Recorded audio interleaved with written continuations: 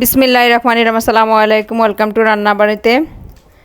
আজ নদীর ট্যাংরা মাছ আর লাল শাক দিয়ে অসম্ভব মজাদার এই রান্নার রেসিপিটা। আসলে ট্যাংরা মাছটা বলতে অনেক সুস্বাদু হয়, তাও যদি হয় সমুদ্র বা নদীর মাছগুলো তাহলে তো আরও কথা নেই, অনেক অনেক মজার। আমরা জানি শাকের ভিতরে একটু পেঁয়াজটা বেশি দিতে হয়, তার জন্য বেশ খানিকটা পেঁয়াজ কাঁচামরিচ দিয়ে একটু রসুন বাটা দিতে হয়, কারণ রসুন বাটা দিলে একটু শাকের জন্য আর মাছের যে একটা থাকে ওটা চলে যায়।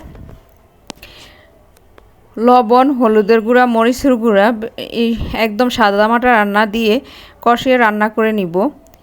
তারপর শাকগুলা হয়ে আসলে মাছগুলো একটু দিয়ে নাড়াচাড়া করে খুব অল্প পানি দিয়ে শাকটা রান্না করে নিব, কারণ শাকে জানি প্রচুর পরিমাণ পানি দিলে শাকটা একদম ফাইনসা ফাইনসা লাগে। বেশ খানিকটা ধনেপাতা উপর থেকে দিয়ে এখন কাঁচা পেঁয়াজ দিয়ে প্রায় 2 হতে 1 মিনিট রান্না করে আমি নামিয়ে নিব। এতক্ষণ রান্নাবাড়ির রেসিপিটা দেখার জন্য ধন্যবাদ। প্লিজ সাবস্ক্রাইব করে শেয়ার করো।